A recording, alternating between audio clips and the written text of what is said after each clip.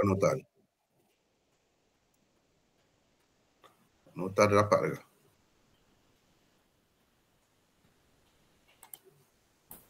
Okey. Kalau dah dapat, dah nampak nota ni, kita mulakanlah. Bismillahirrahmanirrahim. Assalatu wassalamu ala Allahumma.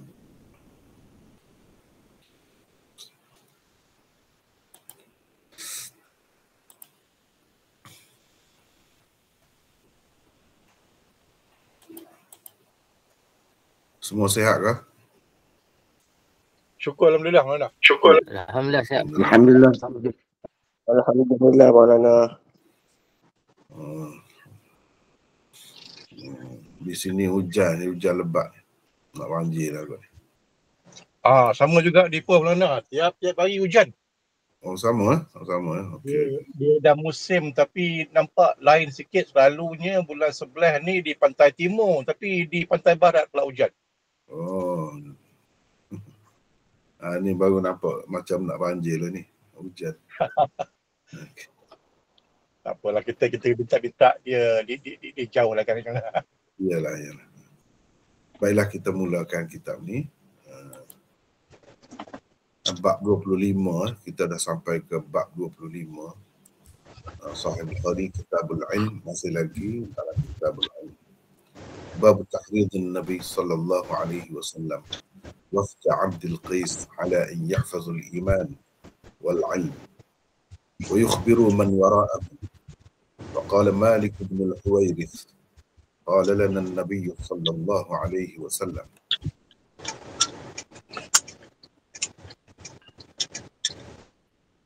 ارجعوا إلى أهليكم فعلموهم.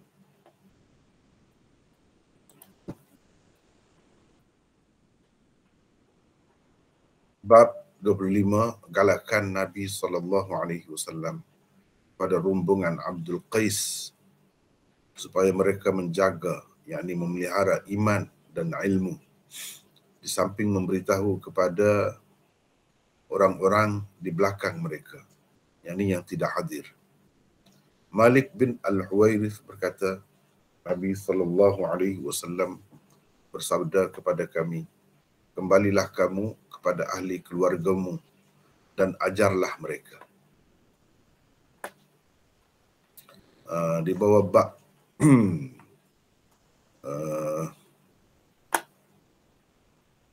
di bawah bab ke-25 ini kita ada satu hadis, iaitu hadis ke-88. Imam Bukhari berkata, haddatsana Muhammad bin Bashar. Kalau saya kata, wabihi qala haddatsana Muhammad bin Bashar. Qala haddatsana Gundar. Qala haddatsana Syu'bah an Abi Jamrah. Qala kuntu utarjimu baina Ibn Abbas wa baina an-nas. Faqala inna wafda Abdul Qais atawu an-nabiy sallallahu alaihi wasallam. فقال من الوفد أو من القوم؟ قالوا ربيعة. قال مرحبا بالقوم أو بالوفد غير خزايا ولا ندامة.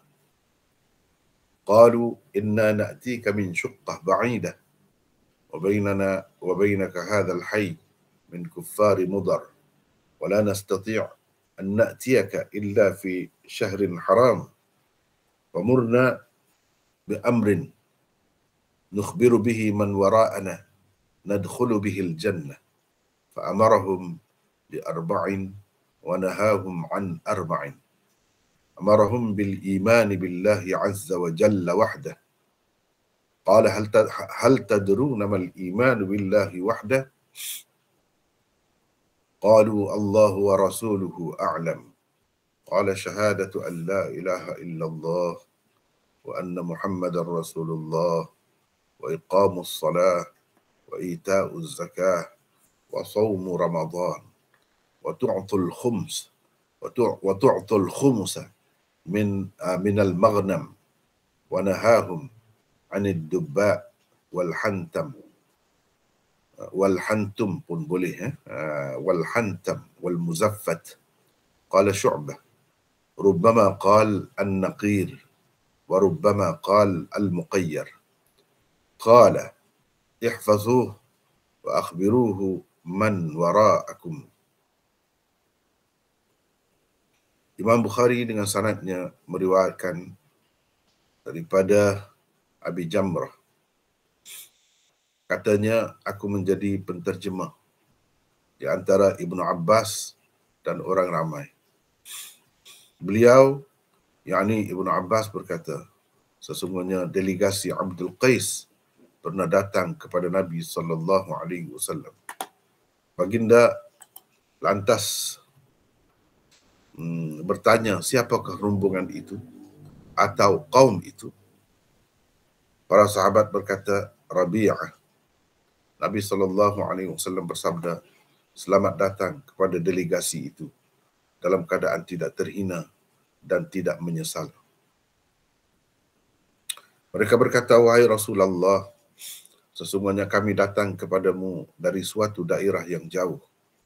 Sedangkan di antara kami dan kamu ada kabilah kuffar Mudar. Ada kabilah orang-orang kafir Mudar.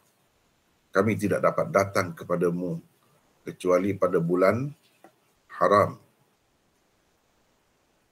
Oleh itu perintahkanlah kami dengan sesuatu perintah yang dapat kami ceritakan kepada orang-orang di belakang kami dan dapat pula kami masuk syurga kerananya. Maka Nabi SAW memerintahkan mereka melakukan 4 perkara dan melarang mereka daripada 4 perkara. Baginda menyuruh mereka beriman kepada Allah sahaja dan seterusnya bertanya, tahukah kamu apa itu beriman kepada Allah sahaja? Mereka menjawab, Allah dan Rasulnya sahaja yang mengetahuinya. Nabi SAW selanjutnya menjelaskan, yaitu bersaksi bahawa sesungguhnya tiada Tuhan melainkan Allah dan Muhammad adalah pesuruh Allah, mendirikan sembahyang, memberi zakat, berpuasa di bulan Ramadan, dan kamu memberikan 1/5 daripada harta ghanimah, yakni kepada pihak pemerintah. Dan baginda SAW melarang mereka daripada 4 perkara, iaitu ad-dubba, yakni bekas daripada labu kering, al-hantum atau al-hantam, tempayan hijau, dan al-muzaffat. Syu'bah berkata, kadang-kadang dia, yakni Abu Jamrah berkata an-naqir, dan kadang-kadang pula dia berkata al-muqayyar. Nabi SAW bersabda lagi, ingatlah semua yang tersebut itu dan ceritakanlah tentangnya kepada orang-orang di belakangmu. Itulah hadis di bawah bab ke-25 yang kita baca tadi. Sebelum hadis itu, sebagaimana biasa, adalah tajuk bab yang Imam Bukhari buat. Jadi di sebalik tajuk bab itulah kita faham fiqh Imam Bukhari dan kebijaksanaannya. Kebijaksanaannya dalam menyusun tajuk bab itu. Apa maksud di sebalik beliau mengadakan bab ini, bab ke-25 ini. Dan bab ini diletakkan di bawah Kitabul Ilm. Padahal hadis yang Imam Bukhari kemukakan selepas ini banyak kali dia sebut, bukan sekali. Dalam Sahih Bukhari ini banyak kali. Tetapi dengan maksud yang berlainan. Dengan mengadakan bab-bab yang berlainan.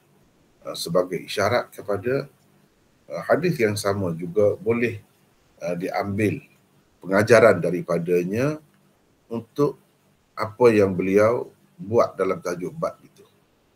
Macam di sini galakkan kepada rombongan Abdul Qais supaya memelihara iman dan ilmu. Jadi berkait dengan iman dan ilmu. Itu. Sedangkan di tempat-tempat lain adalah tajuk yang sesuai dibuat oleh Imam Bukhari, sedangkan hadis yang dikemukakan sebagai dalilnya ialah hadis yang sama. Baik, kita tengok tajuk bab ni, tahrid, galakkan atau dorongan, gesaan dan seumpamanya.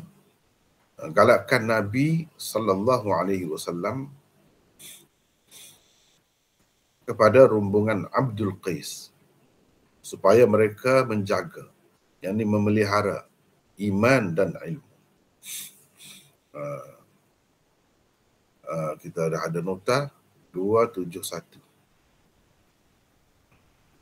Mana nota tu untuk membincangkan apa tujuan, apa maksud Imam Bukhari mengadakan tajuk bab ini dan apa perkaitannya dengan bab sebelumnya. Apa perkaitan? Sebab susunan Imam Bukhari ini dia saling berkait, berkesinambungan antara satu bab dengan satu bab yang lain.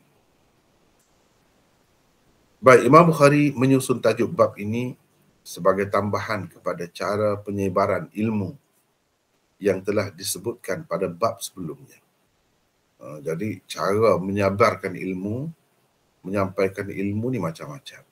Ada banyak cara, tidak satu cara sahaja. Kalau bab sebelum ni, caranya dengan soal jawab. Itu pun dengan isyarat sahaja. Kadang-kadang memadai, cukup. Jadi ini pun sebagai tambahan kepada cara atau bentuk penyebaran ilmu. Yang sebelum ni sudah disebutkan beberapa caranya. Tajuk bab ini juga menyatakan bagaimana sepatutnya sikap seorang guru terhadap muridnya setelah dia memberikan ilmu. Hadis yang dikemukakan oleh Imam Bukhari di bawah tajuk bab ini menyatakan perintah Nabi SAW supaya mengingati apa yang diajarkan oleh baginda. Kerana itu, Imam Bukhari telah menyimpulkan bahawa sikap seorang guru setelah mengajar ialah menyuruh supaya dijaga iman dan dihafal ilmu yang telah diajarkan, supaya ia dapat diamal dan disampaikan juga kepada orang lain. Selepas pada itu, sampai kepada orang lain. Guru tu pesan. Jadi ilmu yang diterima tu hendaklah disampaikan kepada orang lain, hendaklah diingat baik-baik, begitu. Guru tu kena pesan begitu.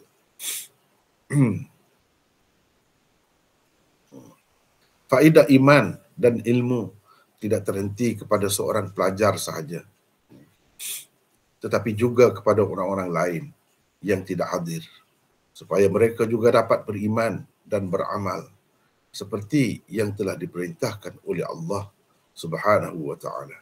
Begitulah iman dan ilmu dapat disebarkan ke serata tempat. Begitulah caranya. Sebab dua-dua tu perlu.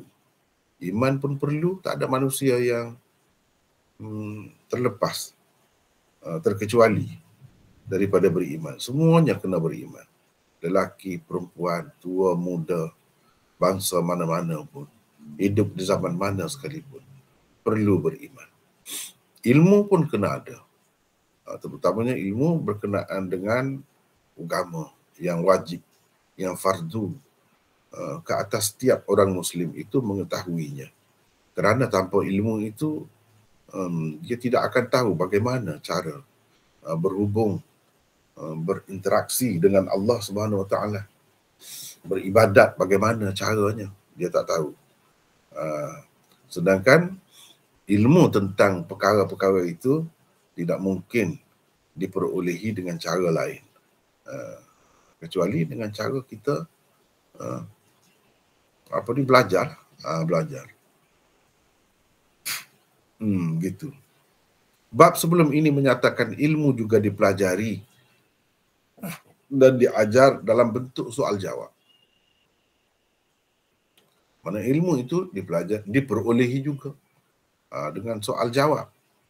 Sebagaimana pentingnya soal jawab dalam pembelajaran, tidak kurang penting juga peranan galakan dan semangat yang diberikan oleh seorang guru kepada pelajarnya. Itu Imam Bukhari nak cerita. Semuanya penting. Soal jawab pun kena ada. Lepas tu galakan dan dorongan, semangat perlu diberikan oleh guru kepada pelajar.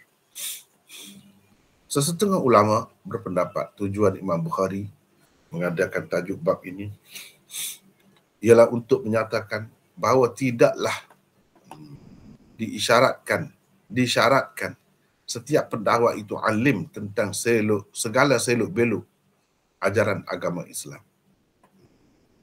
Sekejap, saya nak baiki, ini tak terbaiki.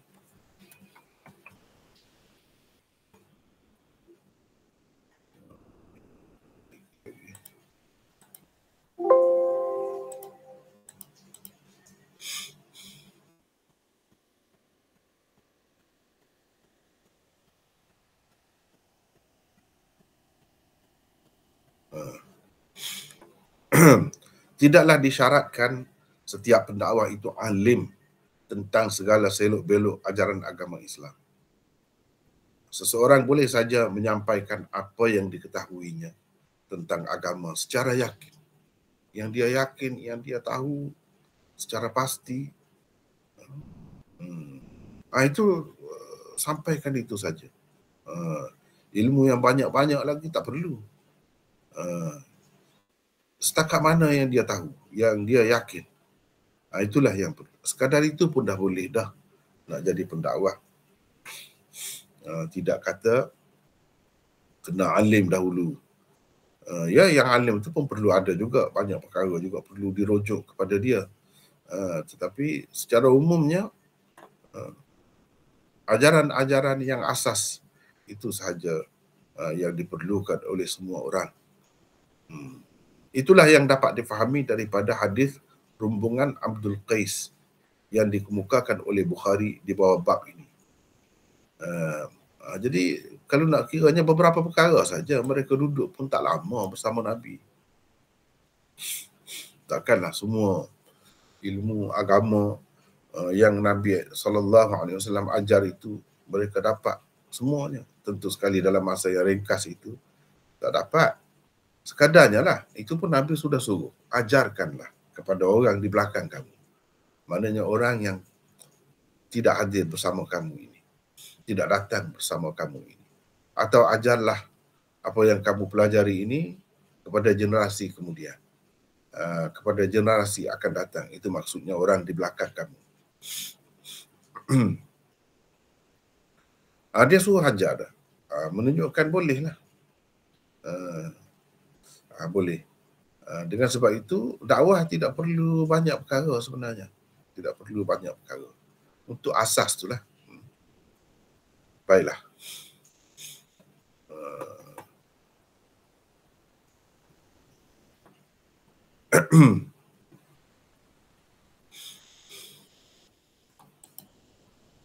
Itulah yang dapat difahami daripada hadis rumbungan Abdul Qais yang dikemukakan oleh Bukhari di bawah bab ini. Ia telah dikemukakan oleh Imam Bukhari di bawah kitab Iman, bab ke-41, hadis ke-53. Yang ini kita sebenarnya kita sudah lepas dah, sudah lalui dah. Dan sudah pun dibukukan. Sudah pun jadi buku dah, dicetak dah. Iaitu jilid pertama. Jilid pertamanya ini ya.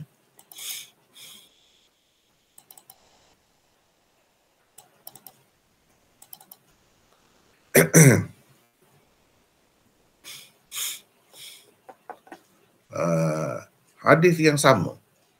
Imam Bukhari dah kemukakan dah. Cuma ada perbezaan di sana sini lah. Sedikit sebanyak tu ada lah. Cuma dalam Kitabul Iman sebelum ni, dengan tujuan lain. Imam Bukhari kemukakan hadis itu. Ni kalau kita tengok di sini.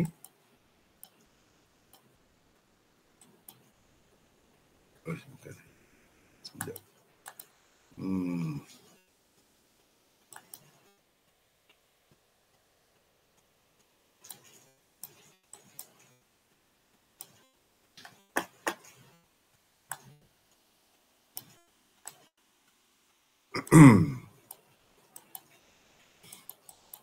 Cuba kita tengok di sini. Ini hadis Wafd Abdul Qais di bawah Kitabul Iman.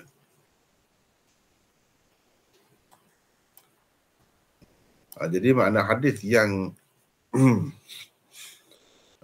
kita baca di bawah bab ke-25 tadi, Kitabul Ilm, perlu juga dibaca bersama dengan hadis Wafd Abdul Qais di bawah Kitabul Iman. Cuba tengok di sini. Ini Kitabul Iman. Ini Kitabul Iman. Panjanglah perbincangannya. Imam Bukhari letak di bawah Babun Ada'ul Khumus Minal Iman. Ini bab 41. Bab menunaikan khumus itu sebahagian daripada iman. Sebab ada dalam hadis tu Nabi SAW pesan bagi 1/5. Jadi 1/5 yang perlu dibahagi itu adalah sebahagian daripada iman. Panjanglah perbezaan perbahasannya di sini. Saya tidak nak bacalah. Cuba tengok sini. Ini hadisnya. Ini hadisnya. Hadis yang sama. Cuma perawi di bahagian mula-mula tu saja berbezanya. Cuba kita perhatikan.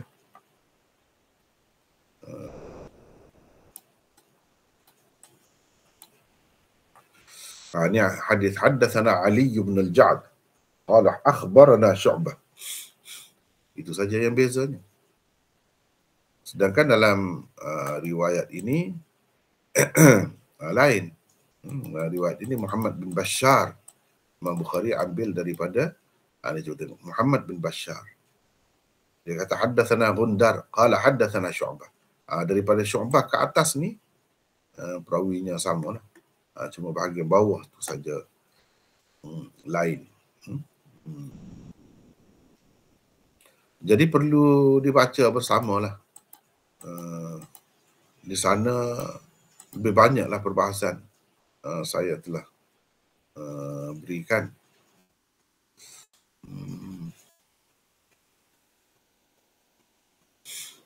Cuba kita tengok di sini. Kalau kita nak tengok perbezaan tu, maknanya seseorang pelajar hadis tu dia mesti kena perhati benda-benda begini.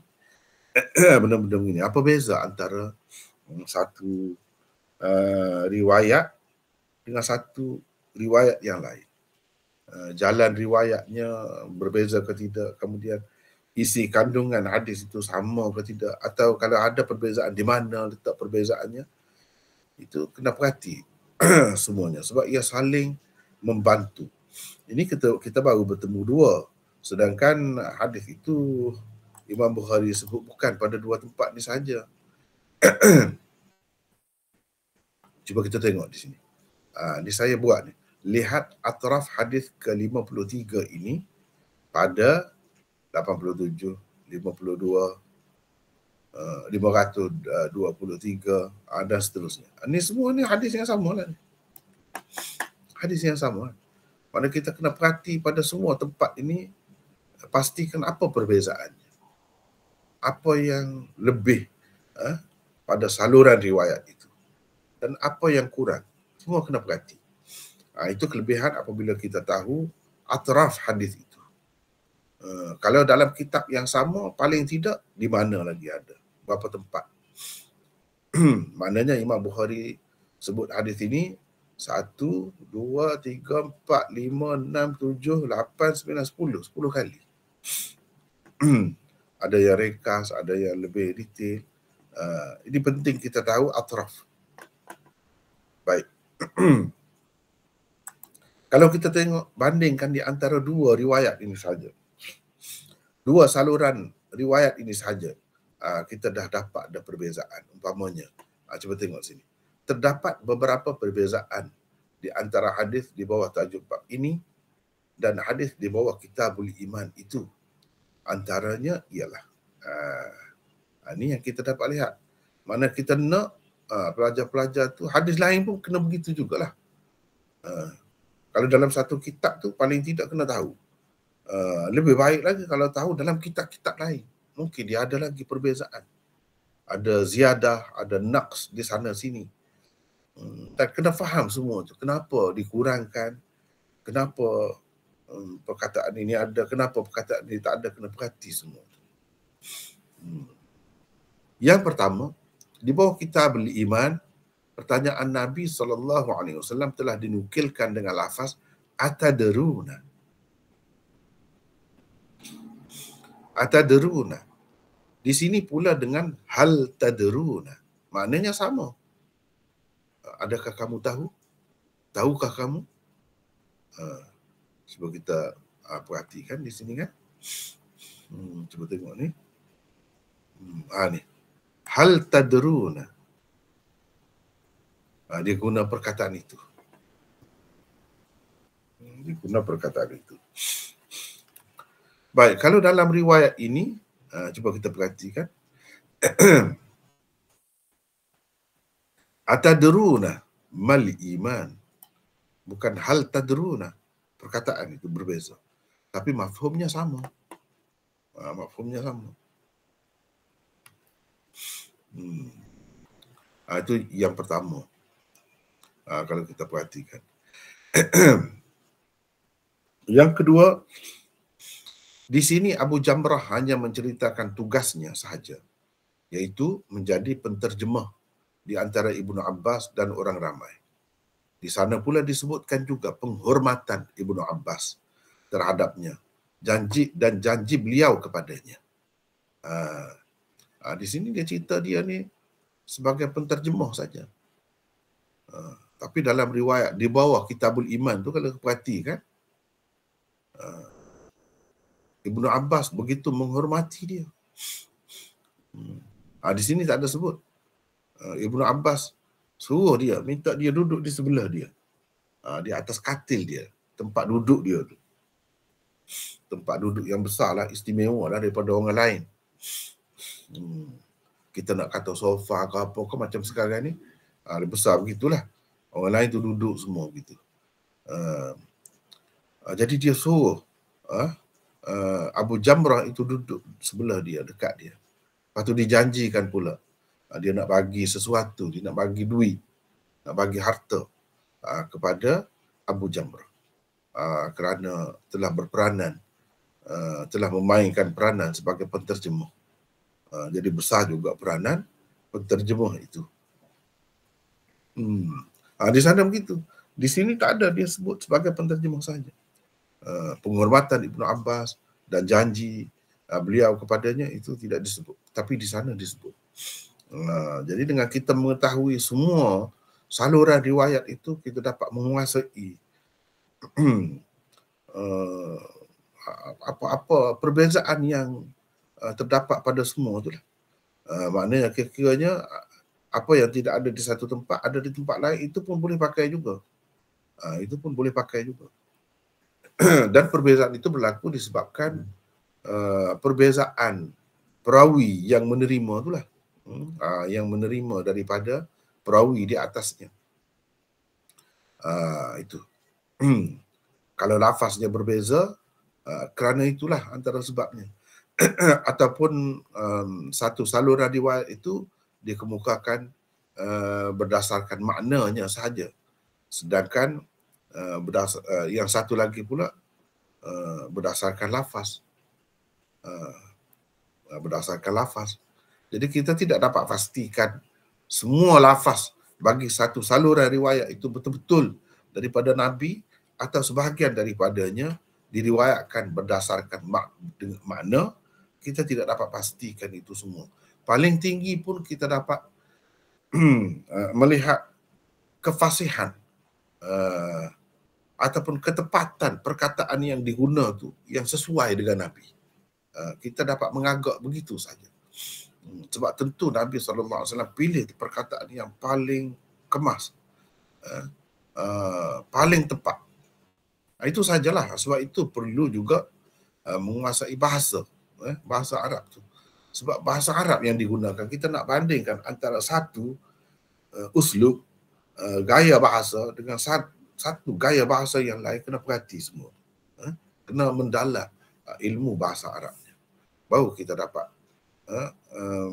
sekurang-kurangnya cenderung mengatakan yang ini lebih sesuai sebagai lafaz Nabi. Yang ini mafhum saja. Misalnya hal tadrun dengan atadrun, sama makna. Sama. Tak kisahlah. Tapi setengah-setengah tempat tu kadang-kadang kalau guna perkataan ini salah. Kadang-kadang kalau guna perkataan ini tidak salah. Kalau yang ni salah. Kita dapat tahu dah yang salah tu tidak mungkin Nabi bercakap. Salah begitu. Tapi kalau yang ni kedua-duanya betul. Ada kalanya bila ditukar perkataan itu, hal tu misalnya dengan dia jadi salah satunya tidak fasih. Ataupun salah dari segi penggunaannya.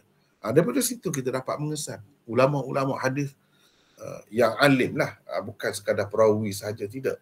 Yang alim, dia dapat pastikan juga. Dia dapat mengesan juga mana sebenarnya yang Nabi sebutkan. Itu yang kedua.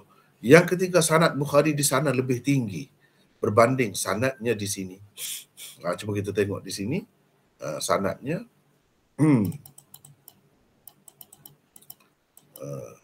Ini antara Imam Bukhari dengan Syu'bah ada dua orang, Muhammad bin Bashar dan Gundar. Muhammad bin Ja'far. Muhammad bin Bashar ini guru Imam Bukhari. Imam Bukhari ambil daripada dia ambil daripada Gundar. Gundar itu nama sebenarnya Muhammad bin Ja'far. Jadi Muhammad bin Ja'far atau Gundar itulah yang menerimanya daripada Syu'bah. Kedua-dua riwayat itu daripada Syu'bah. Tetapi riwayat ini, cuba kita tengok ni, hadis yang ke-53 di bawah Kitabul Iman. Haddatsana Ali bin al-Ja'd qala akhbarna Syu'bah. Mana antara Imam Bukhari dan Syu'bah itu hanya ada seorang saja perawi. Bermakna sanad ini lebih tinggi berbanding sanad yang kita baca tadi di bawah Kitabul Ilm, lebih tinggi.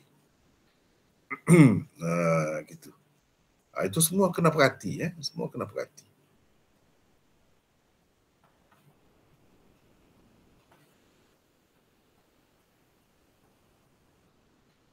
Yang keempat, di sini tersebut kata-kata mereka kepada Rasulullah sallallahu alaihi wasallam, wahai Rasulullah, sesungguhnya kami datang kepadamu dari suatu daerah yang jauh, dari suatu negeri atau suatu tempat yang jauh. Sedangkan di antara kami dan kamu ada kabilah kufar Mudar, orang-orang kafir Mudar. Di sana hanya tersebut bahagian yang tidak bergaris di bawahnya sahaja. Yang bergaris di bawahnya ni, yang ni tak ada. Dalam riwayat di bawah Kitabul Iman itu tak ada. Jadi kami susah nak mari, di antara kami dengan kamu ni ada orang kafir Mudar yang mengganggulah, sehingga kami tidak boleh datang dengan senang. Tapi tidak disebut dia mari itu daripada tempat mana. Jauh, daripada jauh, memang jauh pun. Sebab tempat mereka datang tu Bahrain. Sekarang ni nama dia Bahrain juga. Bahrain, ya. Salah satu negara teluk lah, yang kaya sekarang itu, kaya-kaya. Bahrain, dari situ kumpulan ini. Yang kelima, di sini Abu Jamrah tidak menyebut selama manakah beliau berada bersama Ibnu Abbas untuk melaksanakan tugas itu. Dia tak sebut di sini dalam riwayat. Sedangkan di sana disebut juga tempohnya, iaitu selama 2 bulan. 2 bulan mereka duduk bersama Nabi SAW. Rombongan Abdul Qais itu bersama Nabi SAW selama 2 bulan. Ada sebut di sana. Ni cuba tengok ni. Fa'aqamtu ma'ahu syahrain. Aku berada bersama Nabi selama 2 bulan. Jadi dia tidak cerita dia saja, orang-orang lain kawan-kawan dia pun begitu juga. 2 bulan namanya. Baik.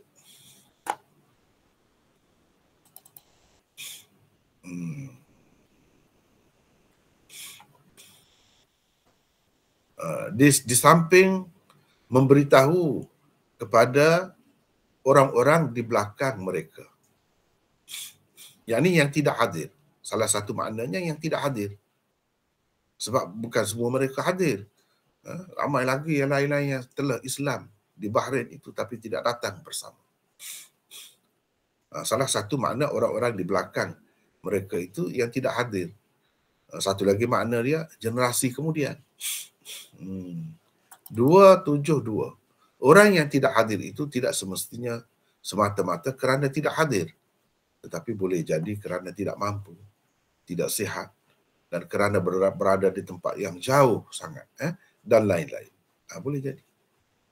Oleh itu pelajar-pelajar yang telah mendapatkan ilmu mestilah memahami dan mengingatinya dengan baik supaya ia dapat memikirkan apa saja cara untuk ilmu yang dipelajarinya itu disampaikan kepada orang lain dari kalangan ahli keluarga, masyarakat dan sesiapa sahaja dari generasi seterusnya. Itu maksud man wara'ahum. Orang-orang di belakang mereka. Kena belajar betul-betul lah. Orang yang pergi belajar, terutamanya jauh-jauh tu kan. Salah satu faktor yang mendorong seseorang itu belajar bersungguh-sungguh apabila dia berada jauh. Sebab dia fikir mari jauh ni. Mari jauh ni. Kalau balik itu lebih kurang saja ilmu, tak berbaloi lah. Tak padan lah orang kata. Jadi dia akan rasa malu bila balik tu kalau tak dapat mengajar, menyampaikan ilmu yang dipelajari. Kata pergi belajar. Mana yang kamu belajarnya? Tak dapat ajar. Macam-macam lah perasaan itu. Jadi orang yang pergi belajar jauh itu biasanya dia lebih bersungguh. Tapi tidak semuanya begitu pula kan. Jadi sepatutnya yang Nabi suruh ni begitulah. Kerana ilmu Islam dan iman tidak seperti ilmu-ilmu yang lain. Ia mestilah disebarkan sehingga ke hari kiamat. Dan penyebarannya menambahkan lagi faedahnya. Seperti yang kita telah pelajari pada tajuk ke-9. Tajuk bab ke-9 dahulu. Tengoklah di sana faedah dia. Antara cara yang boleh digunakan untuk menjaga serta menyimpan ilmu dengan lebih lama dan menyampaikannya lebih jauh ialah dengan menulis, berkarya, menyimpan rakaman secara digital atau fizikal, membuka pusat pengajian untuk memperluaskan sebaran ilmu dari peringkat awal hingga ke peringkat tinggi dan sebagainya. Boleh difikirlah mana cara yang sesuai, di mana sepatutnya kita berada, kalau jawatan apa yang sepatutnya kita dapatkan untuk menyebarkan ilmu itu. Macam-macam cara. Yang pentingnya kita ada ilmu dahulu. Kalau ada sijil semata-mata, tak jadi juga. Sebab itu ramai kadang-kadang pergi belajar luar negara pun balik ada sijil. Tapi nak mengajar tak berani. Tak sanggup. Sebab apa? Kalau mengajar di tempat-tempat khusus, di sekolah misalnya pelajar-pelajar itu budak-budak, kemudian ada sukatan yang tertentu dah, itu tidaklah mencabar sangat. Tapi kalau mengajar umum ni cukup mencabar. Setengah-setengah tu tak berani. Itulah akibatnya. Dengan sebab itulah yang Nabi pesan ni cukup bermakna. Kena ingat baik-baik. Jaga baik-baik ilmu itu. Iman itu satu perkara. Mana ilmu saja tak jadi juga, tak ada makna juga. Iman tu, kita orang Islam ni ke mana-mana pun, buat apa pun, duduk di bidang mana pun, iman tu tak boleh tinggal. Sebab itu disebutkan iman dan ilmu. Kalau ada ilmu saja tak ada iman, tak ada maknanya juga. Bahkan orang kemudian tidak layak pun, tidak patut pun menerima daripadanya kalau tak ada iman. Sebab syarat untuk terima hadis ini ialah orang yang beriman. Kalau guru tu tidak beriman, tak jadi. Itu bukan seperti ilmu-ilmu lain. Kalau ilmu lain tak apa. Ilmu lain tak apa. Tidak beriman pun guru kita orang kafir pun tak apa. Tapi kalau hadis ni tak boleh. Syaratnya kena ada iman. Sebab itu Nabi sebut iman. Tapi tidak semua ilmu syaratnya kena guru tu beriman. Tidak. Hadis ni, Quran ini, itu kena beriman. Kalau tidak, apa maknanya? Sebab ini berkait dengan keyakinan, kepercayaan. Macam mana kalau kita nak dapat yakin kalau tempat rujuk kita tu dia sendiri pun tak ada keyakinan? Itu bendanya.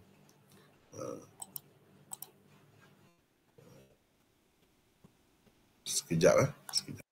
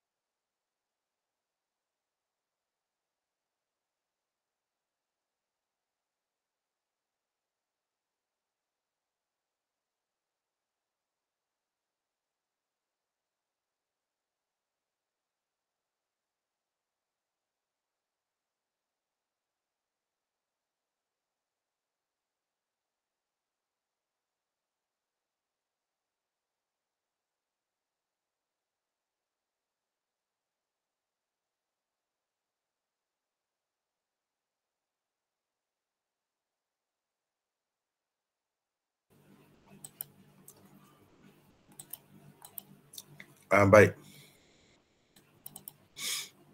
Selepas itu, Malik bin Al-Huwairith berkata, Nabi SAW bersabda kepada kami, kembalilah kamu kepada ahli keluargamu dan ajarlah mereka.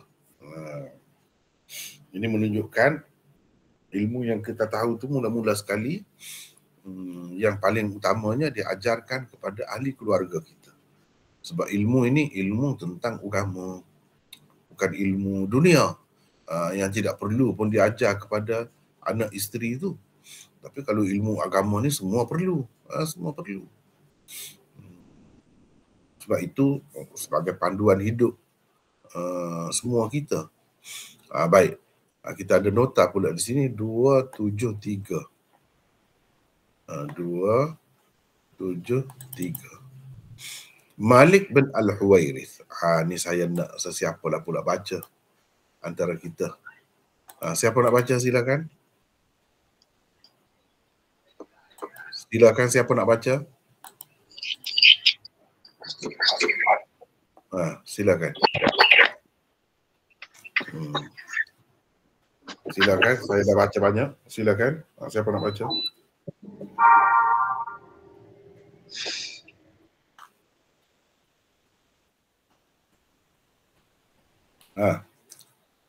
Kenapa senyap ni? Dengar ke tidak?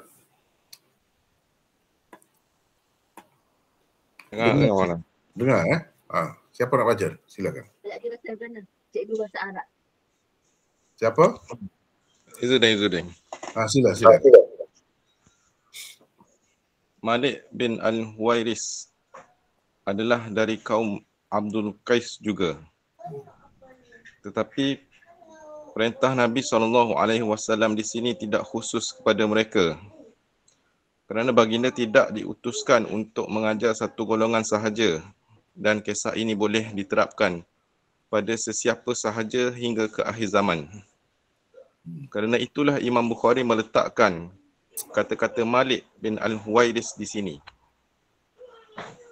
Malik bin Al-Huwairith juga adalah salah seorang dari rombongan Abdul Qais yang datang menemui Rasulullah SAW. Seperti tersebut di dalam hadis bab ini. Butir-butir perintah baginda boleh didapati pada hadis Sahih Bukhari di bawah kitab adab berikut. Ni hadis yang sama, tetapi sebahagian daripadanya lah di bawah Kitabul Adab pula. Jadi tadi kan saya dah tunjuk ni, dia atraf dia tu ada pada beberapa tempat. Ni hadis yang sama tapi sanad lain. Sanad lain. Jadi di sini ada semua. Silakan Izzuddin baca. Baca. Silakan teruskan. Haddatsana Musaddad. Haddatsana Ismail. Qala haddatsana. Qala haddatsana Ismail. Qala haddatsana Ayyub. An Abi Kilabah. An Abi Sulaiman. Malik bin Huwairis. Qala atayna Nabi sallallahu alaihi wasallam. Wa nahnu syababatun mutaqaribuna. Fa aqamna indahu 20 lailatan. Fazanna anna ashtaqna ahlana. Wa sa'alana amman tarakna fi ahlina. Fa akhbarnahu wa kana rafiqan rahiman faqala irji'u ila ahlikum fa'allimuhum wa muruhum wa sallu kama ra'aitumuni usalli wa iza hadaratis salatu falyu'azzin lakum ahadukum summa liyummakum akbarukum. Bermaksud, kata Malik bin Al-Huwairis, kami telah datang menemui Nabi SAW dan kami adalah pemuda-pemuda yang umur lebih kurang sama. Kami tinggal bersamanya selama 20 malam, yakni 20 hari di rumah seorang sahabiyah.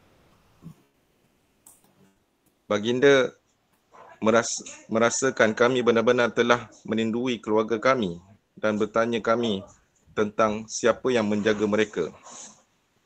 Kami memberitahunya, baginda seorang yang baik hati dan penyayang. Maka baginda bersabda kepada Nabi, kembalilah kamu kepada ahli keluargamu.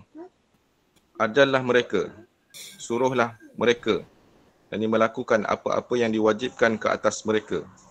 Dan bersembahyanglah kamu sebagaimana kamu telah melihat aku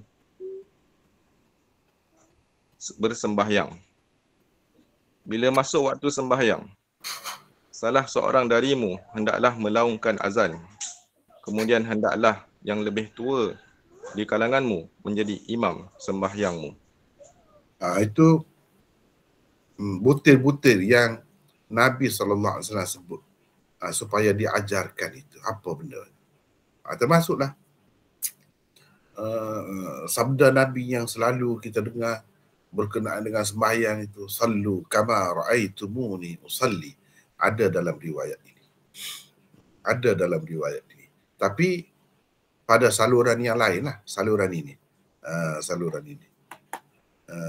Banyak perkara yang kita dapati di dalam riwayat ini yang tidak terdapat dalam riwayat yang kita baca tadi.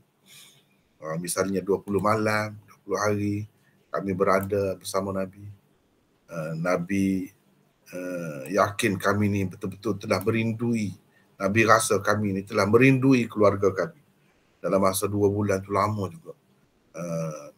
Jadi datang sendiri-sendiri saja.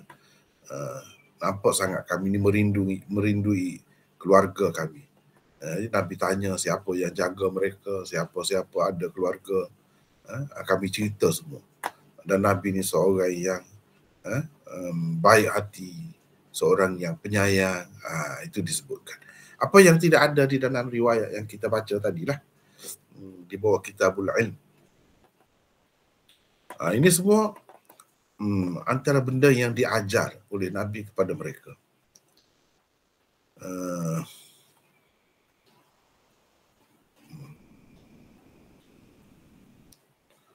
Seterusnya kita masuk kepada hadis.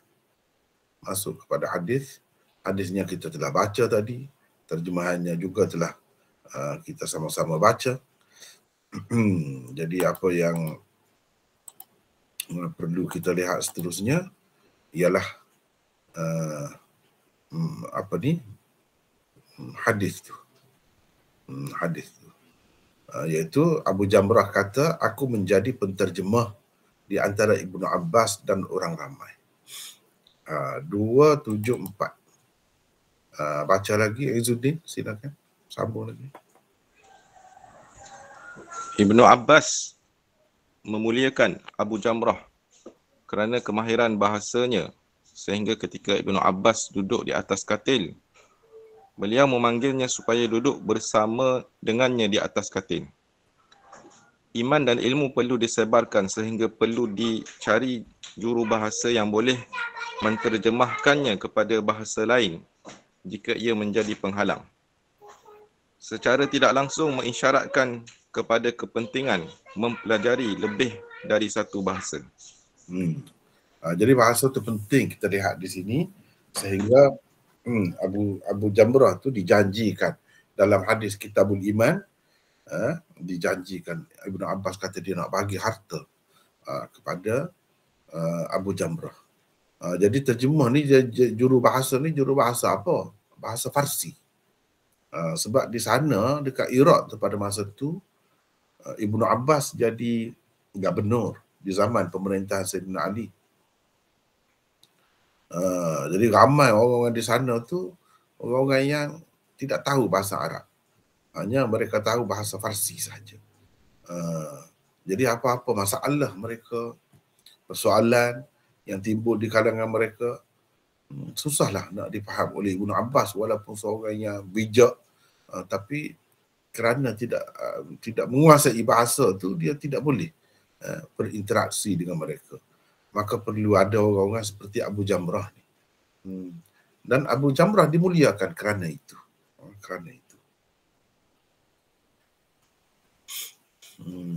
Beliau Ibnu Abbas berkata, sesungguhnya delegasi Abdul Qais, kalau nak yang lebih detail lagi, mungkin perbahasan dari sudut-sudut lain, tengoklah juga yang saya sebut tadi kan, yang ni, yang satu lagi ni, ni. Mana yang ni sudah dicetak pun, jilid 1 Sahih Bukhari, bersama dengan ulasan saya lah. Seperti inilah juga, seperti yang kita buat sekarang ni, asalnya nota-nota begini juga. Kemudiannya jadi buku. Dalam ni banyak lagi perbincangan yang boleh kita dapat.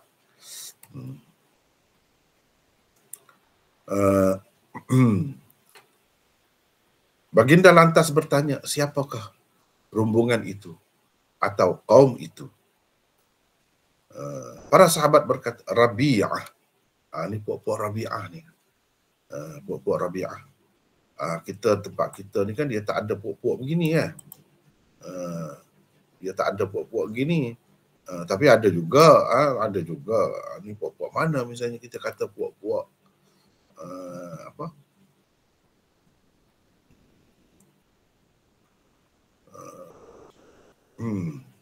Puak-puak di Sabah tu apa? Kita panggil macam-macam kan.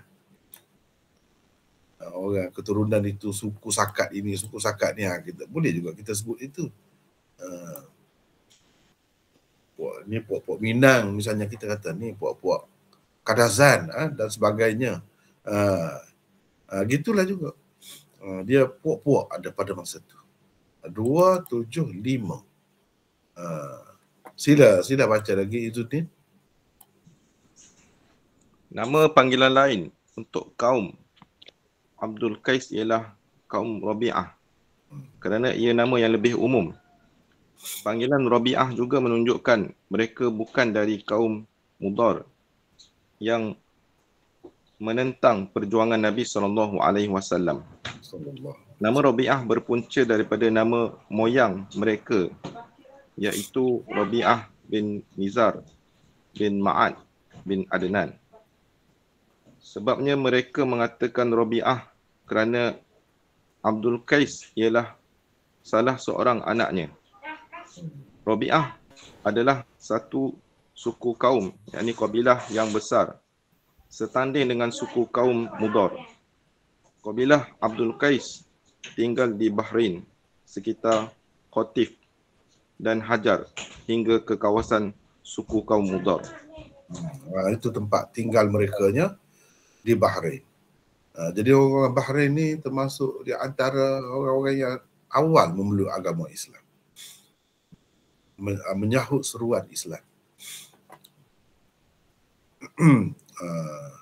Dan mereka ni dia ada pertemuan juga dari segi keturunannya dengan kaum Mudar itu. Cumanya puak-puak Mudar tu kafir pada ketika tu. Rabi'ah ni telah Islam. Kenapa dikatakan Abdul Qais? Abdul Qais tu anak Rabi'ah lah.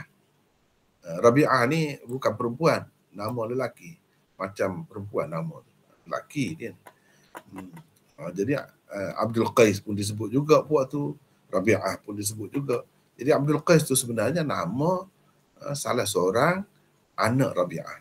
Daripada keturunan dia tu pula ramai puak-puak tu.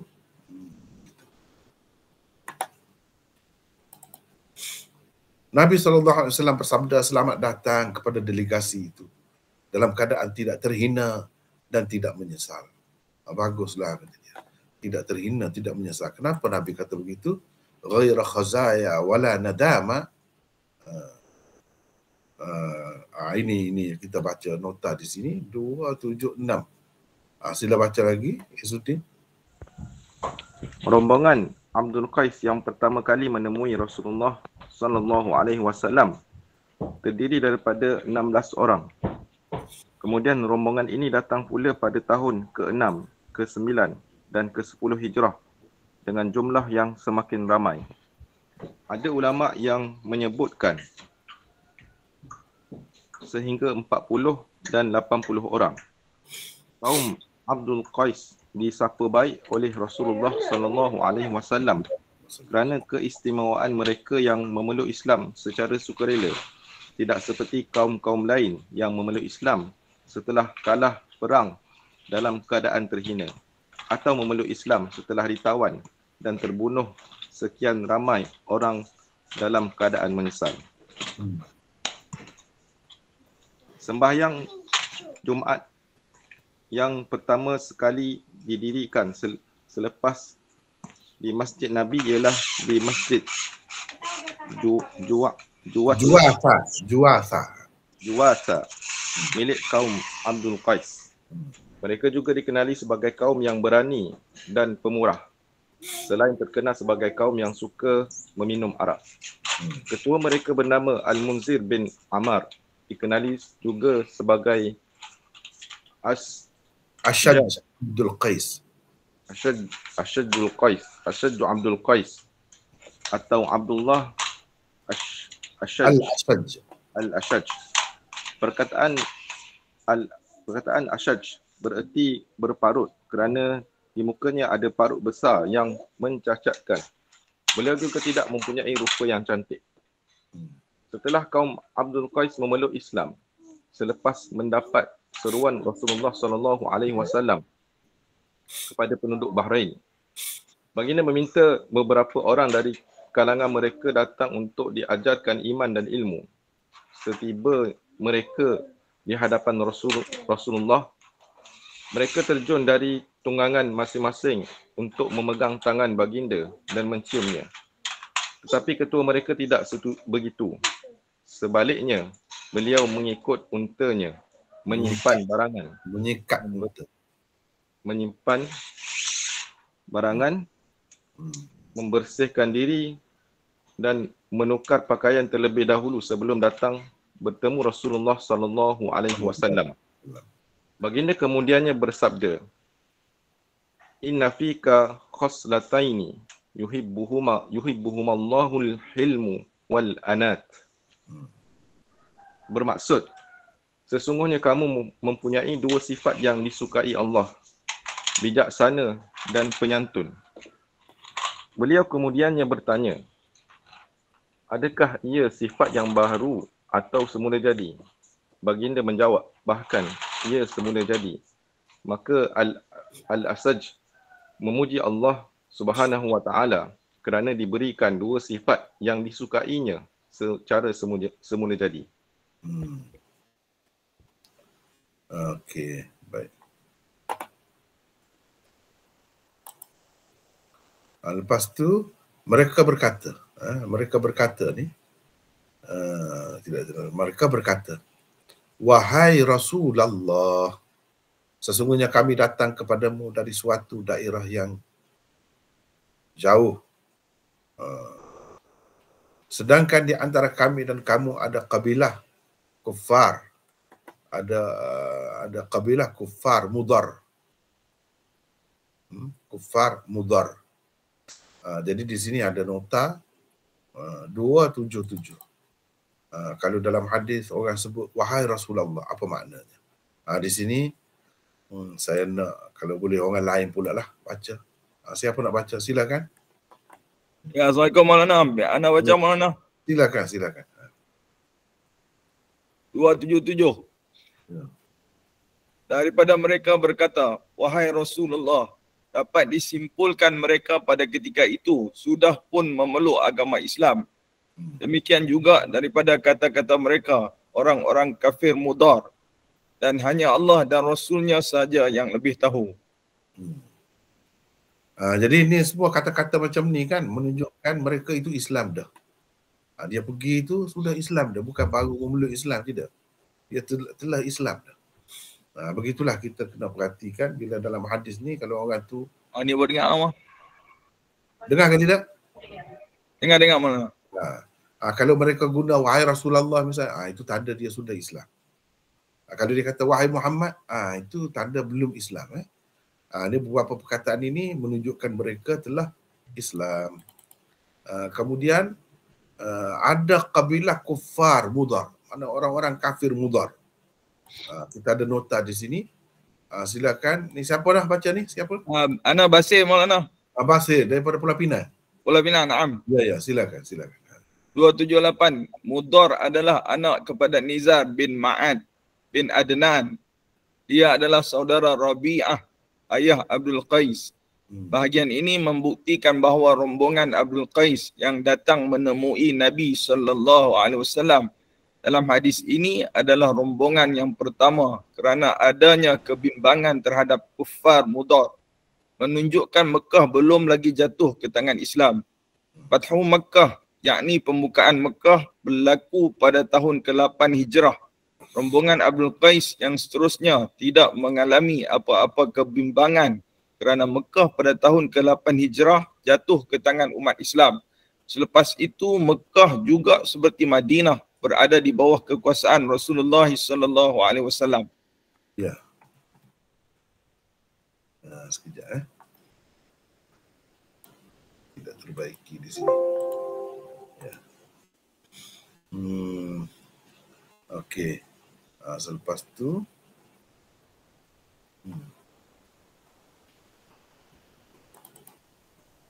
kami tidak dapat datang kepadamu kecuali pada bulan haram.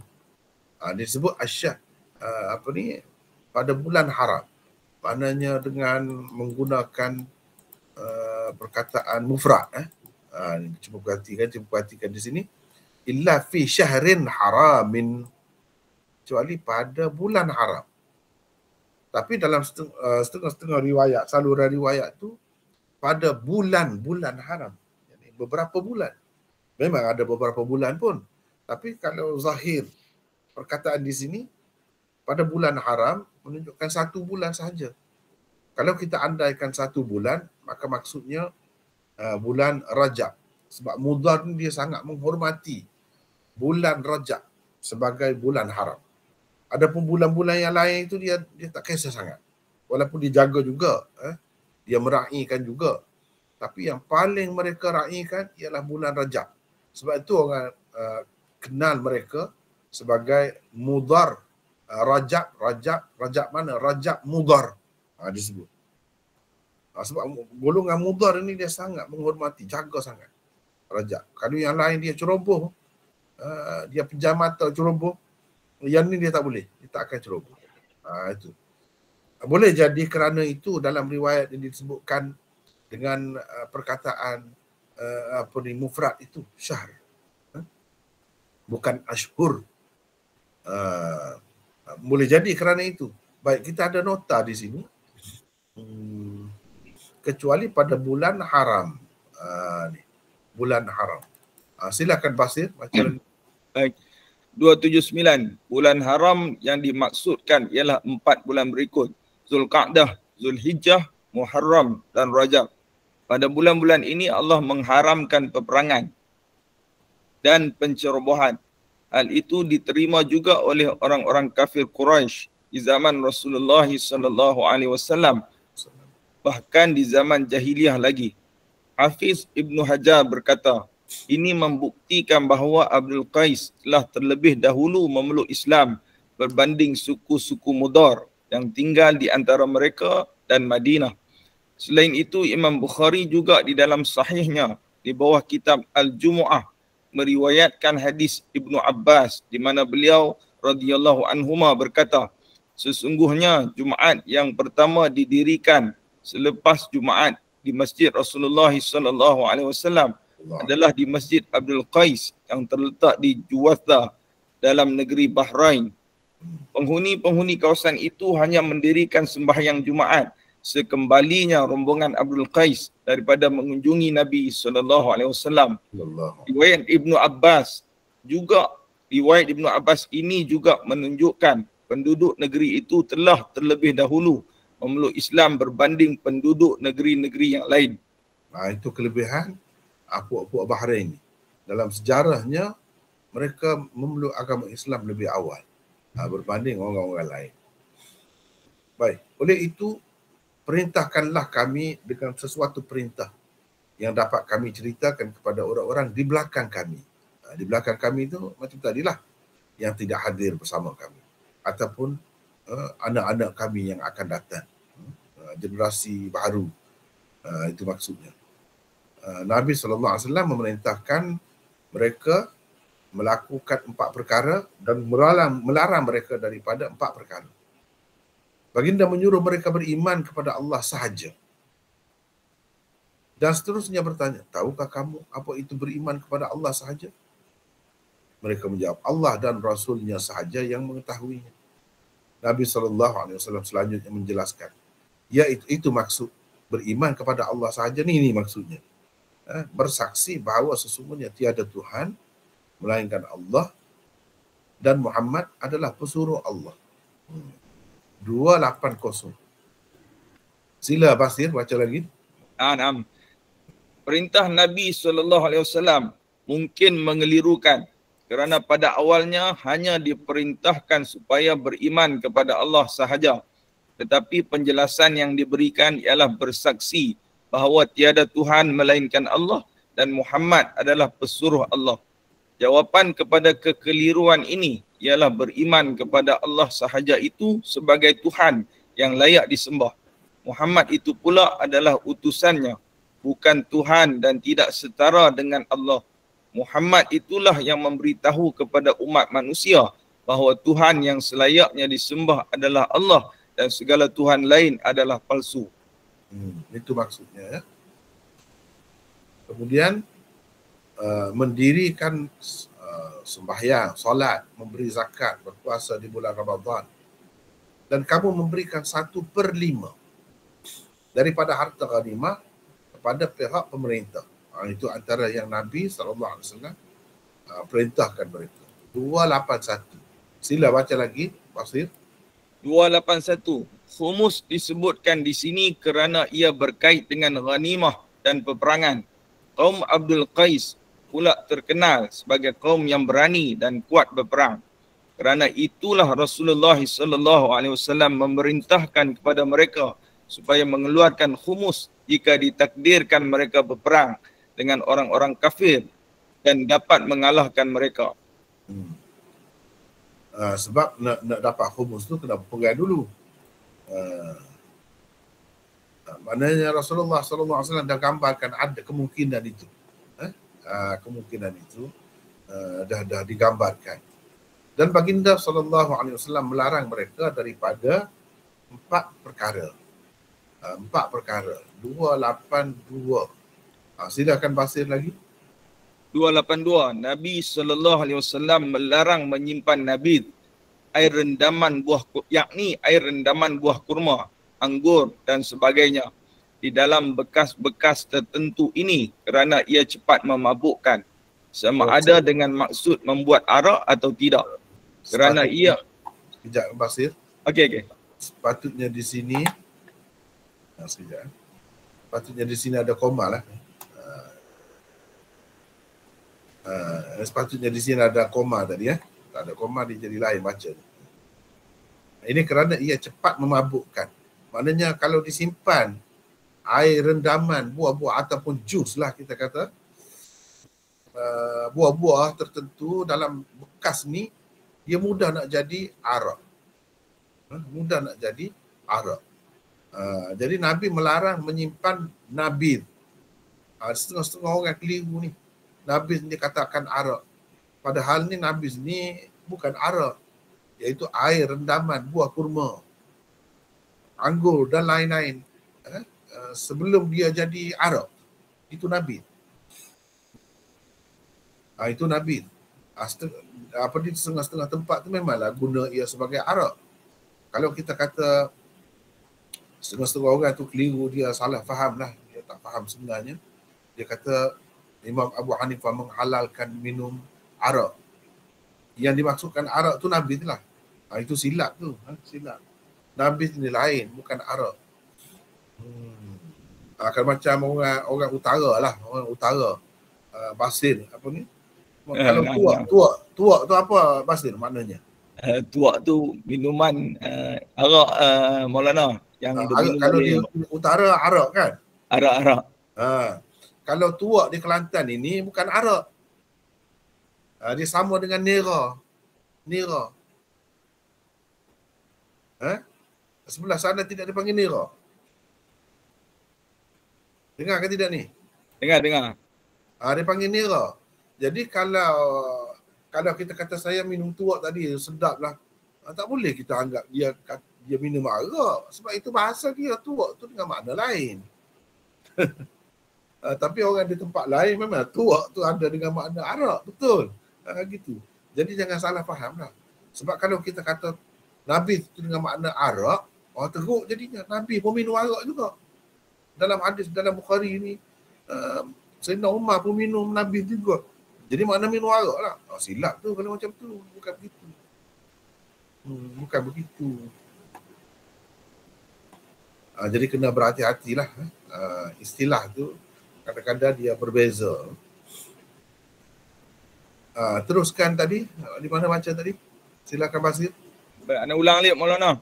Silakan. 282. Nabi SAW melarang menyimpan nabid, yakni air rendaman buah kurma, anggur dan sebagainya, di dalam bekas-bekas tertentu ini kerana ia cepat memabukkan, sama ada dengan maksud membuat arak atau tidak. Kerana ia mungkin terminum oleh seseorang tanpa disedarinya, air rendaman itu telah bertukar menjadi arak yang memabukkan. Larangan ini kemudiannya dilonggarkan. Semua bekas boleh digunakan untuk menyimpan nabid selagi ia tidak digunakan untuk membuat arak. Apa yang dilarang sebenarnya ialah meminum apa saja yang memabukkan dalam apa saja bekas. Itu maksudnya. Tapi di peringkat awal tu bekas pun dia bagi peringatan. Sebab biasanya orang peram air tu, jus itu dalam bekas-bekas itu untuk mendapat arak yang cepat. Sebab dia cepat jadi menggila, dipanggil menggila, jadi berbuih tu. Jadi arak tu cepat dalam bekas-bekas ni. Itu sebab Nabi sebut secara khusus. Dan orang di sana tu memang kaki minum arak, kuat minum arak. Sebab itu Nabi pesan, iaitu ad-dubba, bekas daripada labu kering. Labu ni ada beberapa macam. Labu air ataupun labu yang merah tu, bila dijemur kan, dia jadi keras kalau kita ambil isi dia tu. Orang yang pandai tebuk, dia tebuk dekat tangkai dia tu, kemudian dia buang isi dia, bekas tu jadi bekas macam-macam gunanya di kalangan mereka. Ini dubba. Hantum, ini tempayan hijau. Yang orang tengok tempayan hijau tu dah tahu dah. Di tempat mereka tu, ini tempat memeram apa nama ni, juz untuk bu'al. Dan Muzaffat 283. Sila baca lagi, Basir. 283 iaitu bekas yang dilumurkan minyak tar supaya air bijirin atau jus buah-buahan yang diperam di dalamnya mudah menjadi arak. Yang satu lagi, ni Syu'bah berkata kadang-kadang dia, yakni Abu Jamrah, berkata An-Naqir, dan kadang-kadang pula dia berkata Al-Muqayyar. Dua perkataan ini Abu Jamrah kadang-kadang guna perkataan ini, kadang-kadang gunanya. Apa itu Naqir dan Muqayyar? 285. Silakan Basir. 284 mana? 285. 284 tu. Ya. 284 iaitu umbi atau pangkal pokok kurma yang dijadikan bekas dengan ditebuk bahagian dalamnya untuk membuat arak. Teruskan. 285 beberapa saluran riwayat hadis ini menunjukkan Syu'bah berkata, kadang-kadang disebutkan An-Naqir dan kadang-kadang tidak disebutkan untuk meringkaskan ayat. Kadang-kadang disebutkan Al-Muzaffat dan kadang-kadang Al-Muqayyar, yakni kerana kedua-duanya adalah sama. Jadi Al-Muqayyar bukanlah perkara kelima yang dilarang Nabi, tetapi ia ganti kepada Al-Muzaffat. Ada juga beriwayatnya begitu ya. Jadi tetap 4 perkara lah yang dilarang itu. Akhir sekali Nabi SAW bersabda lagi, ingatlah semua yang tersebut itu dan ceritakanlah tentangnya kepada orang-orang di belakangmu. Ni yang terakhir ini. Basir boleh baca lagi? Boleh Maulana. InsyaAllah. Silakan. 286. Kata-kata yang terakhir inilah yang menjadi bukti kepada tajuk bab Imam Bukhari. Di situlah terletak kesesuaiannya dengan tajuk bab. Maksud orang-orang di belakang kamu ialah orang-orang yang tidak hadir bersamamu sekarang dan mereka berada di negeri tempat tinggal kabilah Abdul Qais. Mungkin juga ia bererti generasi selepasmu. Antara pengajaran, panduan, pedoman dan hukum hakam yang dapat diambil daripada hadis ini ialah: pertama, iman dan ilmu adalah dua perkara yang perlu dijaga dan boleh dijaga. Ia bukan suatu perkara yang mustahil dijaga seperti rezeki, bangsa, keturunan dan perkara-perkara lain yang sudah ditakdirkan oleh Allah Subhanahu wa taala dan di luar daripada kemampuan manusia untuk mengubahnya. Kedua, ilmu sama seperti iman. Apabila dijaga dengan baik, ia boleh tumbuh membesar dan mengeluarkan benih yang lain dan tersebar ke serata tempat. Apabila dibiarkan tanpa penjagaan, ia akan terpadam atau lenyap. Ketiga, salah satu tanda kesahihan hadis ini ialah ia bertepatan dengan firman Allah Subhanahu wa taala berikut. A'udzu billahi minasyaitonir rajim. وَمَا كَانَ الْمُؤْمِنُونَ لِيَنْفِرُوا كَافَّةً فَلَوْلَا نَفَرَ مِنْ كُلِّ فِرْقَةٍ مِنْهُمْ طَائِفَةٌ لِيَتَفَقَّهُوا فِي الدِّينِ وَلِيُنْذِرُوا قَوْمَهُمْ إِذَا رَجَعُوا إِلَيْهِمْ لَعَلَّهُمْ يَحْذَرُونَ.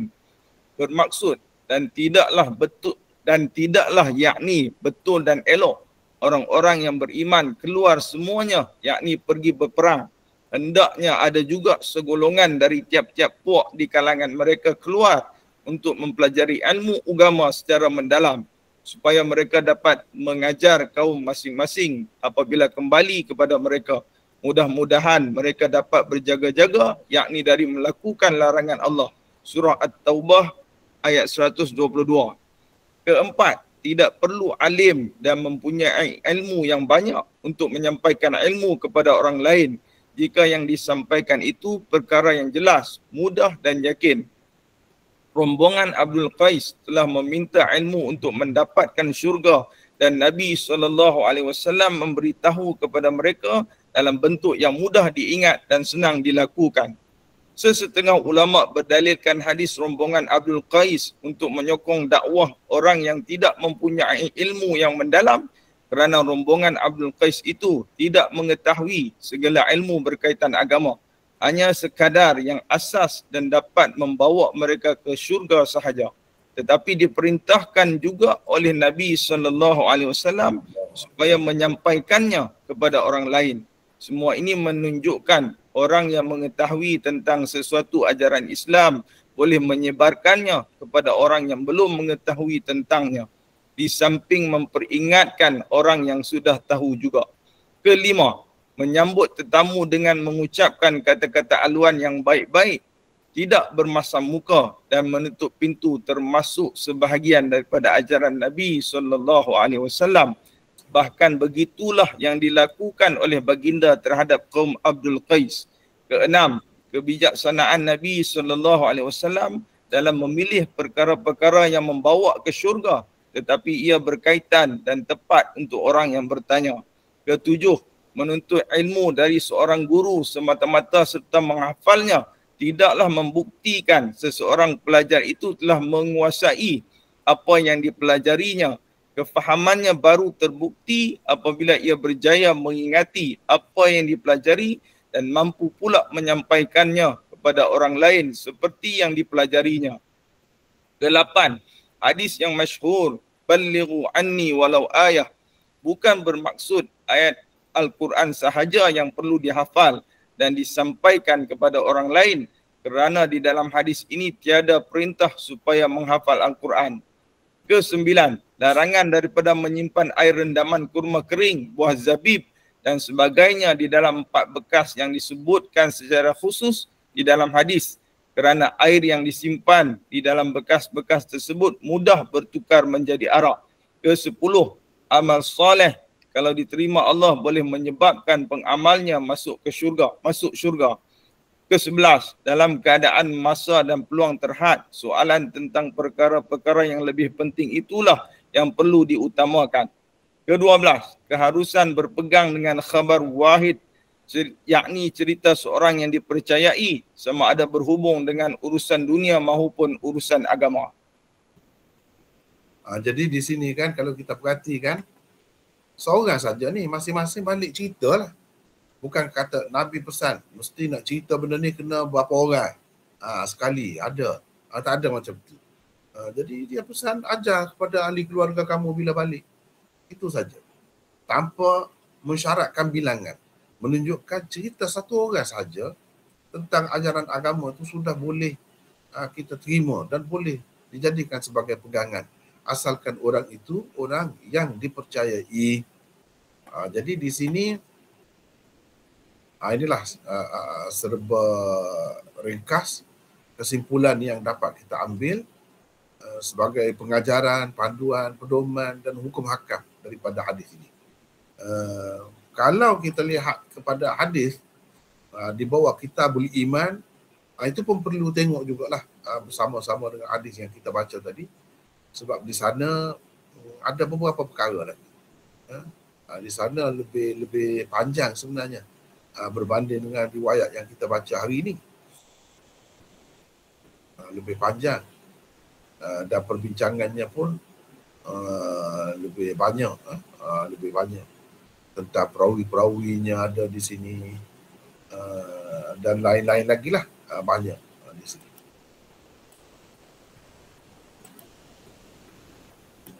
Siapa Abu Jamrah misalnya, sebab saya telah tulis dari sini, jadi saya tidak bincang lagi tentang dia, siapa dia. Contohnya di sini, beliau ialah Nasr, nama sebenarnya Abu Jamrah, Nasr bin Imran bin Isam atau Asim bin Wasi' al-Dubai al-Basri.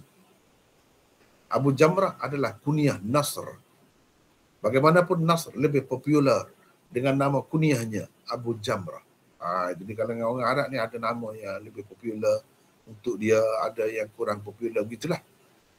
Jadi ini kedudukannya. Selain meriwayatkan hadis daripada Ibnu Abbas, Abu Jamrah juga meriwayatkan hadis daripada Ibnu Umar, Anas bin Malik, Zahdam al-Jarmi, A'idh bin Amr al-Muzani dan lain-lain. Orang yang meriwayatkan hadis daripada dia pula, cuba tengok di sini. Ibnu Abdul Bar berkata tentang dia, Abu Jamrah adalah seorang perawi yang disepakati para ulama tentang kethiqahannya. Menurut Imam Bukhari, Abu Jamrah meninggal dunia di Sarakhs pada tahun 128 Hijrah. Sarakhsi di Afghanistan sekarang ni. Ini berkenaan dengan Abu Jamrah. Kemudian banyak lagi perkara-perkara yang lain. Boleh kita lihat kenapa Abu Jamrah dimuliakan sebegitu rupa oleh Ibnu Abbas. Sebab ini dah jadi buku kan, saya bagilah rujukan semua ni.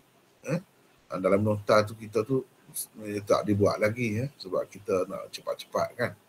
Dan tidak perlu pun. Bila jadi buku, saya bagi semua rujukan ni, cuma tengok.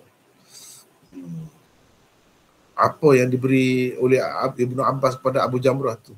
Yang diberi itu sebagai sagu hati ke atau sebagai upah misalnya? Daripada situ kita dapat banyak pula hukum. Hukum mengajar agama ni boleh ke ambil duit, ambil upah, ambil sagu hati, boleh ke tidak? Semua ada. Daripada sinilah ulama-ulama simpulkan antaranya. Boleh baca di sini. Panjang perbincangannya. Kemudian latar belakang di sebalik mengemukakan kisah rombongan Abdul Qais kepada Abu Jamrah. Ni ada banyak lagi cerita di sini.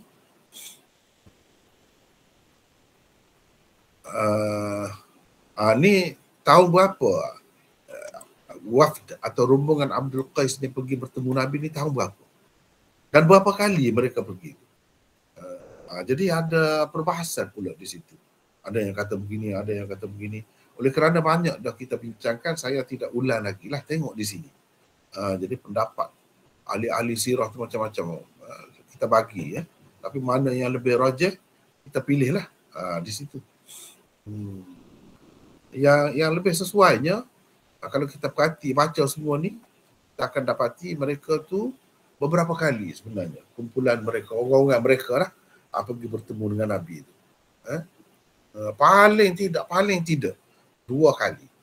Tetapi saya berdasarkan perhati beberapa riwayat, tidak kata 2 kali saja, 3-4 kali bahkan. Mereka pergi itu pada tahun-tahun yang berlainan. Tapi peristiwa yang kita baca ni, hadis ni, mana sebelum pembukaan Mekah, antara tahun ke-5 atau tahun ke-6 Hijrah. Sebab ketika itu belum lagi haji itu difardukan. Sebab itu tak ada sebut tentang haji. Kemudian disebut juga ada gangguan orang kafir mudar itu. Kalau selepas pembukaan Mekah, dah tak ada dah gangguan itu daripada mana-mana pihak. Jadi dalam beberapa riwayat yang lain, rombongan mereka tak ada sebut pun gangguan-gangguan itu. Ini menunjukkan selepas pembukaan Mekah. Jadi ini semua kena perhatilah. Perbahasan yang kita buat di sini agak detail lah. Tahun-tahun berkenaan dengan tahun-tahun itu.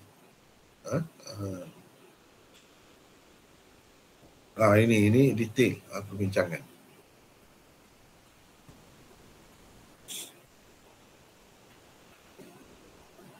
Kena baca juga di sini lah.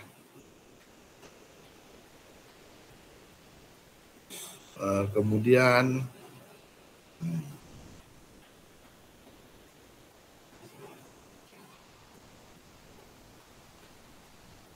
illa fi syahril haram. Jadi alif lam pada asyahr itu alif lam apa? Adakah ia menunjukkan satu saja bulan itu atau beberapa bulan, bulan-bulan haram? Itu ada perbincangan di sini. Saya tidak sebutlah di sana. Lepas tu amalan semata-mata boleh menyebabkan seseorang masuk syurga ke atau macam mana? Macam mana mereka sebut begitu dan Nabi tidak larang pun, tidak tegur mereka. Ceritalah sesuatu amalan yang boleh membuatkan kami masuk syurga. Nabi pun cerita. Dia tidak larang begitu. Apa maknanya? Di sini ada perbahasan di sini juga. Panjang sini. Dan kesimpulan pun kita buat pun lebih banyak berbanding dengan yang tadi, sebab hadis sini lebih panjang. Lebih panjang. Cuba kita tengok di sini intisari hadis. Kita ada, kalau tadi kita ada beberapa di sini. Di sini ada 12 lebih kurang. Panjang lagi bukan 12 ini tambah. Ada 20 20 pengajaran yang kita dapat daripada hadis ini. Kenapa berbeza-beza tu? Sebab berdasarkan riwayat tu ada sebut, riwayat tu tak ada sebut benda tu. Sebab itu intisarinya pun akan jadi berbeza-beza juga. Begitulah keadaannya. Jadi saya rasa hanya setakat itulah dulu untuk kali ini, untuk Sahih Bukhari. Dan selepas ini, insyaAllah selepas kita rehat, kita akan sambung dengan kuliah 99 usul pula. Jadi setakat itu dulu. Wallahu a'lam. Wa akhiru da'wana alhamdulillahi rabbil alamin. Assalamualaikum warahmatullahi. Waalaikumsalam. Waalaikumsalam. Waalaikumsalam.